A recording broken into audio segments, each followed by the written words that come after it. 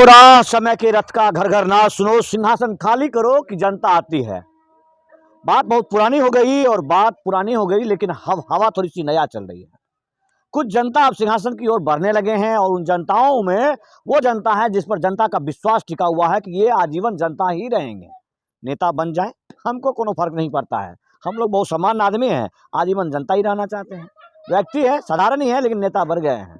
पहले ढेर सारी शुभकामनाएं दें आपको जीत के लिए। जी बहुत बहुत धन्यवाद। सुमित जी आपको भी।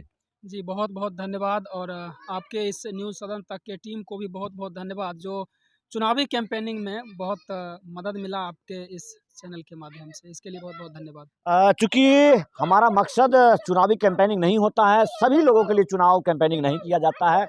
ये एक दृढ़ संकल्प है कि जो लोग मन में बसते हैं, जिन लोगों से आशा है, विश्वास है, उन्हीं लोगों के लिए हम सिर्फ चुनावी कैंपेनिंग करते हैं और उसको आगे बनाने का प्रयत्न करते हैं। तो सुमित जी की बात को हम खारिज कर रहे हैं।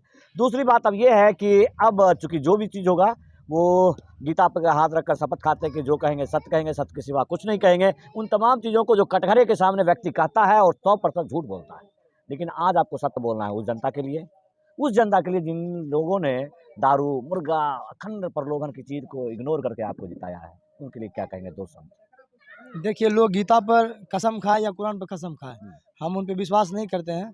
जनता ने हम पर विश्वास किया है और इस उम्र में हमें अपना जनप्रतिनिधि चुना है। कहीं ना कहीं उनको हम पर विश्वास है और हमसे ज़्यादा विश्वास है, इसीलिए हमको चुना है और हम उस विश्वास पर खरे उतरेंगे।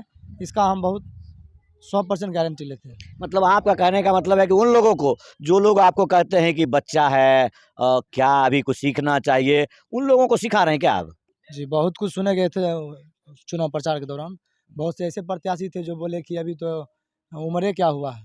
तो ऐसा नहीं हो सकता है कि भारत के उन संविधान के बारे में उनको जानकारी नहीं है जो भारत सरकार ने, या फिर इतने इतने बड़े बड़े महात्माओं ने उसका रचना किया और उम्र सीमा तय किया, वो बचपना तो छोड़ चुके हैं ना? आपने लिख के दिया था, चुनाव आयोग ने लिख के दिया था।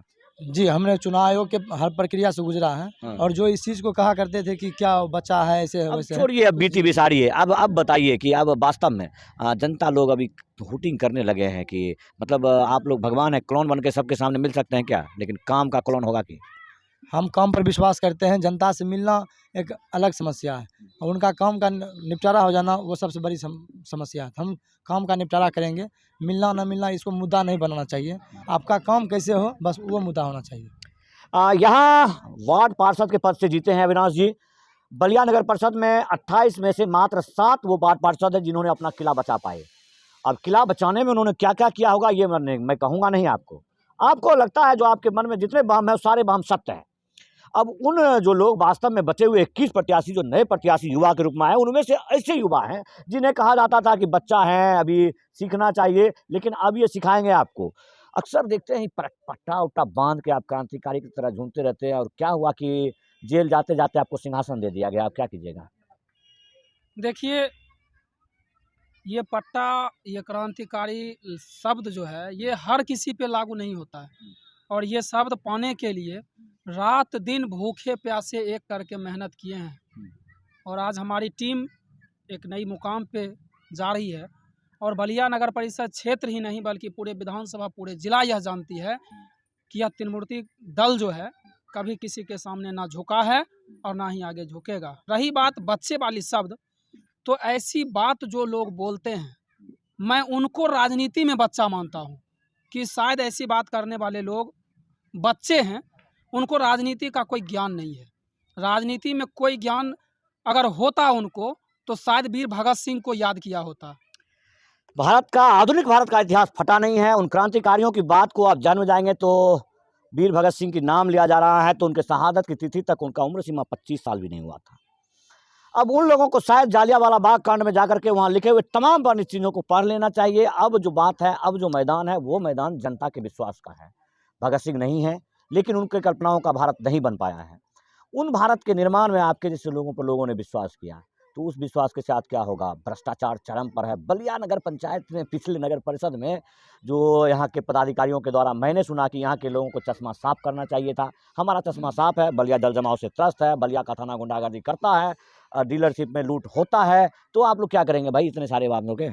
जानकारी हो सर कि लगा इस 5 वर्ष में भ्रष्टाचार पर हम लोग ने इतना कम किया है कि जिस थाना में लोग 10 लाख दे के आते थे थाना प्रभारी नियुक्त होने के लिए, आज उस थाना में आने से डरते हैं जिला के कोई भी थाना अध्यक्ष, और गुहार लगाते हैं एसपी साहब से कि हमें बलिया थाना मत नहीं भेजिए। तो एसपी साहब ने तो बहुत बड़ा सहयोग किया आपका, चूंकि आपके एक छोटे से वीडियो पर एसपी साहब एकदम थाना में हाजिर हो गए। मैं उनका आभार करता हूं कि मैंने उनको 12:30 बजे रात में फ़ोन किया और वो सुबह 1 बजे तक बलिया थाना का निरीक्षण कर लिए, तो उनका आभार है। आपको विश्वास है कि चूंकि प्रशासनिक महकमा जो कि एकदम भ्रष्टाचार के चरम में है, लोगों में विश्वास ही नहीं कि पुलिस भी ईमानदार हो सकता है, सर, तो सहयोग करेंगे आरक्षी जो अधीक्षक महोदय? जितने विभाग हैं हम्म। कोई भ्रष्ट नहीं है, सबको भ्रष्ट बनाने का ये काम जनप्रतिनिधि समाज में कुछ जो अपने घर चलाने की दलाली करते हैं वो ऐसा पदाधिकारी को खराब करते हैं। अन्यथा मैं बहुत काम किया हूँ वार्ड में, अभी लोग कह रहे हैं 50,000 30,000 लगता है इंदिरा आवास में, हम 3 को दिलवाए थे बगैर जनप्रतिनिधि रहते हुए, तो हमसे तो 1 रुपया नहीं लिया गया, ना ही उस परिवार से पैसा मांगा गया।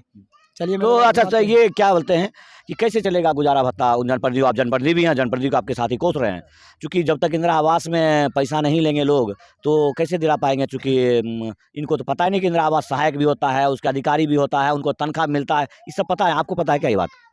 देखिए, पता तो पहले से है कि इंदिरा आवास सहायक होता है, उसकी जिम्मेदारी आवास दिलाना, ये सब होते हुए भी जनप्रतिनिधि रुपया क्यों ले लेते हैं, कैसे ले लेते हैं? देखिए, जनप्रतिनिधि के ऊपर अगर आप आरोप लगा रहे हैं, चूँकि हम भी अब जनप्रतिनिधि हुए, सबसे पहले आप जनता इसमें ज़्यादा दोषी है। आप ऐसे जनप्रतिनिधि को चुनकर भेजते हैं जो जनप्रतिनिधि ऑलरेडी पहले से चोरी घूसखोरी दलाली करना उनका पेशा है।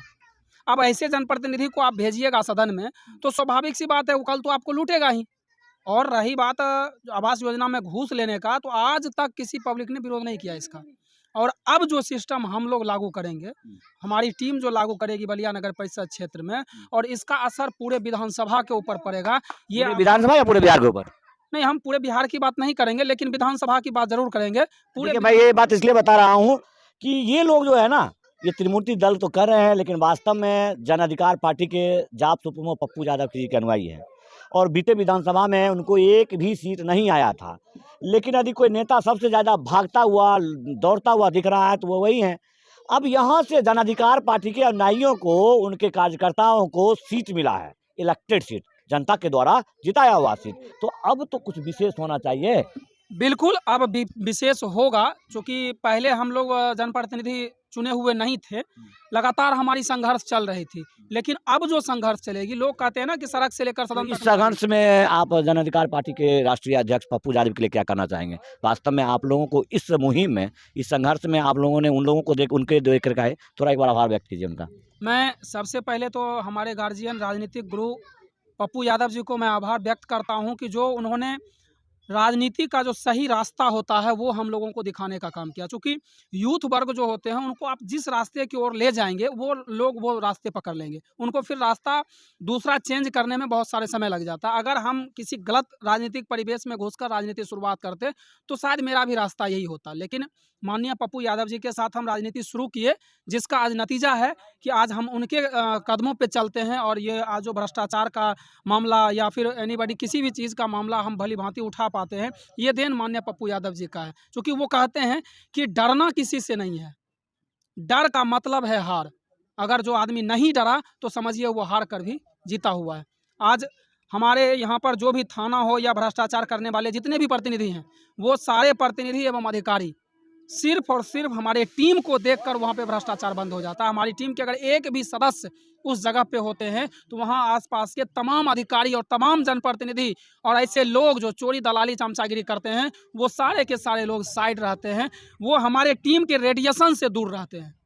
तो आप वास्तव में जन अधिकार पार्टी के दोनों सिपाही हैं, तो इस सिपाहियत में जो कह रहे हैं कि बेचारे गोल्ड मेडलिस्ट सांसद रहते हुए भी जेल की हवा खा लेते हैं कहीं इस प्रकार, तो ऐसा दुर्भाग्य आपके साथ भी हुआ है, तो अब होगा तो क्या पप्पू जी आ पाएंगे यहाँ पर? देखिए सर, अगर लड़ाई लड़िएगा तो जेल का हवा आपको खाना पड़ेगा। ये चिंता नहीं करना कि हमारा जाप सुमो आएंगे कि नहीं आएंगे, हम लड़ते रहेंगे। उन्होंने कहा है कि आप लोग खुद में पप्पू यादव हैं और हम इस चीज़ को मानते हैं। ये पप्पू यादव जी ने कहा आप लोगों से?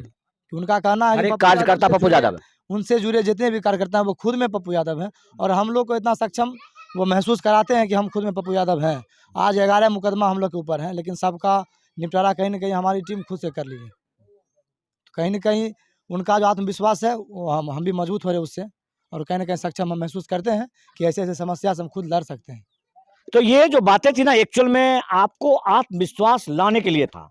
आपके अंदर यदि आत्मविश्वास नहीं रहेगा, इनके आत्मविश्वास के बराबर आपका आत्मविश्वास नहीं रहेगा, विश्वास नहीं होगा, तो फिर आपका जंग सफल नहीं हो पाएगा। जो व्यक्ति हैं उनके माध्यम से इस नगर परिषद क्षेत्र में 28 जीते हुए तमाम वार्ड पार्षदों को मैं ढेर सारी शुभकामनाएं देता हूं। ये संभव नहीं है कि यदि मैं हो सकता आपके पास तक मिल सकूं, किसी भी वार्ड पार्षद के जब उनको लगता है कि इनके मुहिम में आप साथ दे रहे हैं तो आप हमसे मिल सकते हैं। मेरा जो इंटरव्यू साक्षात्कार है वो निःशुल्क होता है। इस निःशुल्क में उसके बाद बात आता है कि अब टीम वर्क का। टीम वर्क में आपके जो उप वार्ड पार्षद हैं वो और मुख्य वार्ड पार्षद आपके दल से नहीं आते हैं, लेकिन चूंकि जब भी नगर परिषद में काम होगा, विकास की बात होगी, बिना गठन का या संगठित रहने से नहीं होगा। तो क्या आप एक दूसरे से कोऑर्डिनेट हो पाएंगे? जरूर कनेक्ट होंगे अगर वो हमारी बात को माने। आपके बातें को मानेंगे जी, तो ऐसा नहीं मतलब कि- सही रूट से चलेंगे तो। जी जी, ऐसा नहीं कि वो पूर्व के तरह अभी 10% हर काम में बंद है, आवास में बंद है और चले कि मेरे साथ चलिए, वैसे हम लोग चलने वाले नहीं और उसको भी चलने नहीं देंगे। जी अच्छा, फॉर एग्जाम्पल यदि उन लोगों का लाखों करोड़ों में खर्चा हो गया तो कैसे रिकवरी होगा? देखिए, सबसे बड़ी चीज़ है कि आप खर्च किसी से पूछ के नहीं किए, आप जनता जी से नहीं पूछे थे, जनता जी खा रहे थे, मालूम था ना कि कहाँ से आ रहा है, जनता जी को भी पूछना चाहिए ना। जी, वो अब आपका मैटर है, वो हमारा मैटर नहीं है, चूँकि आज हम तो पैसा खर्च नहीं किए। आखिरकार जनता वोट दी है, आप पता कर सकते हैं गाँव में, ना हम किसी को दारू दिए हैं, ना किसी को मुर्गा दिए हैं, ना किसी को पैसा दिए हैं। बस हमने अपना जो सवाल था मेरा, जो मेरा व्यक्तित्व था और जो हम काम करते हैं, वो पूरे समाज के लोग और हमारी टीम के लोग जहाँ-जहाँ से भी चुनाव लड़ रहे थे, चाहे वो मेयर के भी प्रत्याशी थे, किन्हीं ने भी दारू, मुर्गा, मसल्लम बाँटने का काम नहीं किया और हम आगे भी ये काम नहीं करेंगे। अब रही बात जो लोग पैसा खर्च करके जीत के आए हैं, तो मैं उनको एक ही चीज़ कहूँगा कि साहब पैसा आप अपने स्वार्थ के लिए खर्च किए हैं, जनता आपसे मांगने नहीं गई थी।